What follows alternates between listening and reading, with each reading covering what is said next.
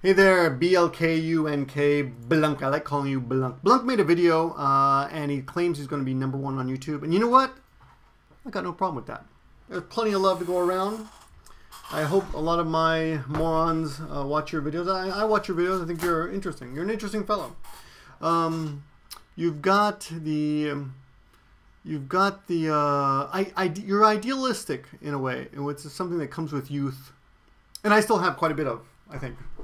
Even though I'm now just give me Breakman staff, but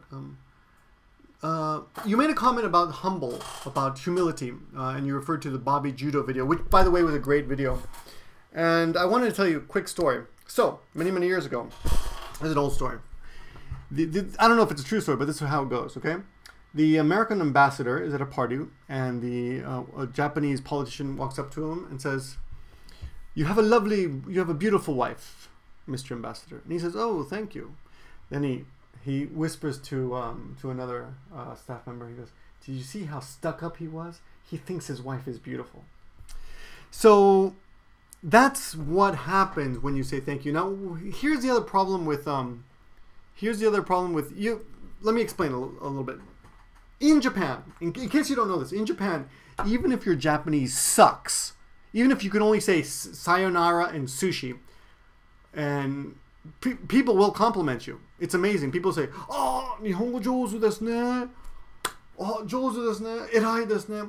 They will compliment you. And the thing is, when you're starting off when you first start making some progress in Japanese, you will feel like, hey, you earned it.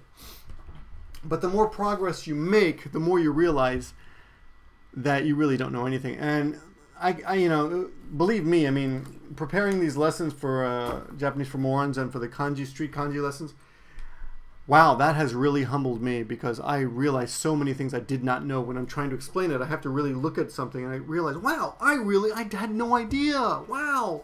Oh, my pronunciation's off, or I didn't know this kanji could be read that way, or I never realized these were in the same, use the same kanji, whatever, you know, whatever it is. I never realized, oh, men use this. Well, you get what I'm saying. But so the problem with Blkunk, you say, Blunk, I'm going to call you Blunk. You say if somebody compliments you, you should take it. You know, just take it because you deserve it, and don't be humble. Fuck that shit, right? Well, I don't know if you said the F word, sorry. But yeah, take it if you really deserve it. But you got to be able to read people in Japan once you start dealing with Japanese people, because a lot of them will compliment you needlessly. Or you know, it's just the way things are here. I won't even say it's needless. It's just the way they are. You know, if you can put one sentence together, someone's gonna say, "Ah, Nihongo jouzu desu ne." Oh, your Japanese is great, isn't it? And honestly, I wouldn't. I mean, come on, it's bullshit. It's not a real compliment. I've been complimented even now when I do deserve it because I put in so many hours. I don't take it. I say, sonna koto nai desu. Mada mada desu. Mada mada desu. So that's what you should say. That's an easy way. If you're Japanese, they'll say, mada mada desu. Sonna koto nai desu. Don't say, so desu ne, jouzu desu ne. No, don't do that. No, don't do that, really. So, you know, well, you knew what you want. I mean, but you're just showing you're naive if you accept a compliment like that.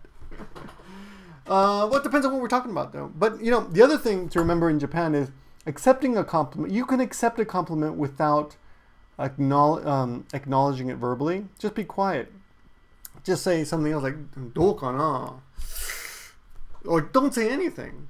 Just, you know, showing you're humble shows your strength. I don't remember the idiom, but there's an idiom about a true man, or a hawk hides his talons. A hawk, something like that. A hawk hides his talons, you know. So if you have strength, don't show it. And that makes you, in a way, stronger because nobody knows your weapons, you know. There's a lot of really interesting expressions. I don't know if they come from China originally or Japan, but the other very interesting idiom that I often refer to in life, and I picked it up long before Japan, is makeru ga kachi. I think that's right. Makeru ga kachi. And makeru means lose, and kachi means win. And what it means basically is losing is winning. So to give up or give in often gives you the upper hand. And you may not understand what that means now, and I probably have explained in previous videos, but think about that next time you're in a confrontational situation. What happens if you completely give in? In a way, you actually win. Oh, good example. I'll give you an example. Dave Letterman. He was against the wall with that blackmailer, and he just gave in. He said, he thinks the blackmailer only had strength over him because he had something that he thought would hurt Dave Letterman, right? The information about his affair or his romantic flings. So Dave gave him that. Okay, this is my weakness, so you give it up. Imagine you have an open space on your heart. This is the only part on my body that is not covered by armor. Expose it. Say, go ahead, take it. What happens is the other person might take it, but in the end, not really going to kill you, right? It's metaphorical. But in the end, what happens is if you expose that as an opening, most people won't take it.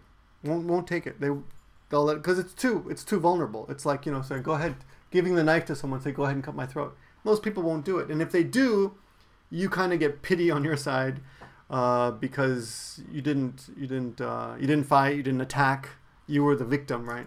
Not that you're looking for pity, but you know what I'm saying. In the end, you come out on top. You come out the victor, so to speak.